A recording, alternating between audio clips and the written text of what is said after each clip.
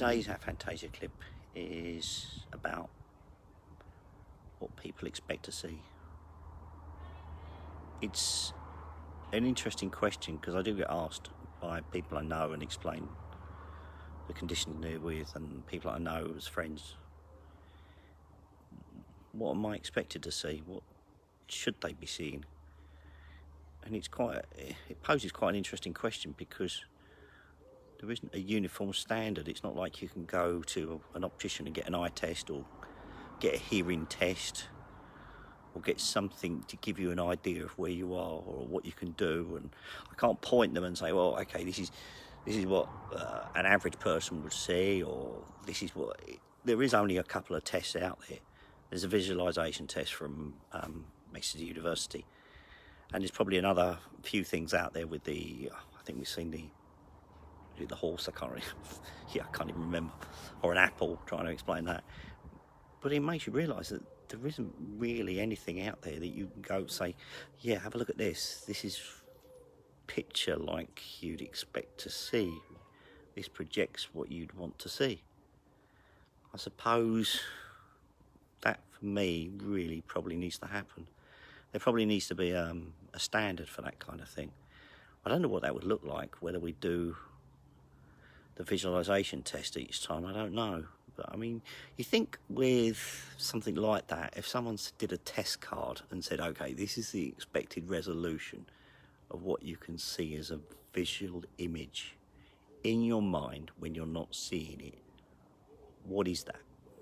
I mean, that would be pretty simple, wouldn't you? I mean, if you interviewed 100 people, wouldn't you see something like that? And I know the professor's done this, I know others have done this, and Joel and Adam Zeman have got all that kind of research, but when you sat there talking to someone about it and you just want an anecdotal explanation, it's really hard to find one, because they say, well, what should it look like? What level of detail do I expect? You know, if say you say an apple or a door, well, what should it look like? It look better than it does on television? Should it look better than it does in real life? Worse than? Is it like Minecraft? What is it? And that is some of the basic stuff that I still think we don't really have to give people and say, yeah, this is what it is. Well, you know, when I see people on Twitter and they asking questions, and I think, okay, yeah, and I point them usually towards the stuff at Exeter. I mean, Blake Ross is it? I've forgotten the browser guy. Really good stuff he wrote initially that helped probably so many people understand it. And now Ed from Pixar Disney, that was the guy in charge. There's so many things out there that explain in the greater detail. But for me, just to have the obvious stuff, I think is really going to help. And even the sound. I remember having a conversation about sound and what could be expected to be in your head, and I still don't know. You know, if someone said to me, or what's possible for people in terms of music or sound in their head, what can they play? Can they play their favourite song? Can it sound like their favourite song? I've really no idea. And I think that's part of the bit I think that needs to happen. I think there's a lot more needs to happen for that side of things, and I don't know how it does. It's probably more people sharing their own experiences, but I think awareness helps. But I would almost like to see a library of what it looks like, so people can go and take a look and say, well, okay, I can judge where I am. Now you might think, well, why is this relevant? Now for me, I know it helps me or hinders me learning depending on what abilities I have in certain areas. So, for example, I know the visual stuff, I really can't recall information 20 seconds later, it's gone. So I have to actually learn it. And we were having this conversation on Twitter with someone, they were talking about learning. I said, you almost have to know your subject better than other people would do, because you can't remember it. You can't remember those details that others can, because they've just got that picture in their mind. You've really got to learn it. Now, the same with sound.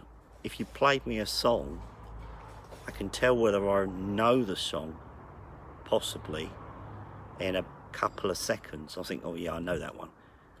I probably wouldn't know the name of it though, but I would know if I've heard it.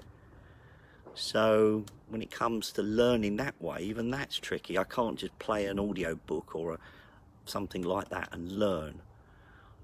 I can listen to podcasts, which I've said before ages ago. Podcasts seem to work, but then I think I wrote this in the book. It's an unconstructed conversation was the simplest I could explain it as, which means that it's not a beginning, a middle and an end. It's just basically people talking where you don't have to remember everything in between. Unlike a book where parts of the book become relevant and important depending where you need to be listening. And I couldn't listen to an audio book and then follow the story. That wouldn't be possible. But what I'm getting to, I guess, is there needs to be more background stuff that exists. So if someone said to me today, okay, where should I go and look to for sound? I wouldn't know where to send them. I really wouldn't know what exists today. You know, they say, well, what's an earworm? Do people experience these kind of things? Or when it's playing music in their head, what does it seem like in their head? You know, what level is it? Like 16-bit audio, you know, like phone ringtones used to be in the 1990s and 1980s. I really couldn't tell you. So I think I would like to see a lot more stuff. I wouldn't even know how to go about doing that, to be honest, but I would like to help anyone that's wanting to try something like that. I think it's an element that we need to think about as a community, if you will, of people that are at the edge of what we know, which is basically where we are for people like me. We're at the edge of what people know about this stuff. We know some of it, we understand what happens to us. The science can explain it in terms of MRI scanners and things that can prove what's going on.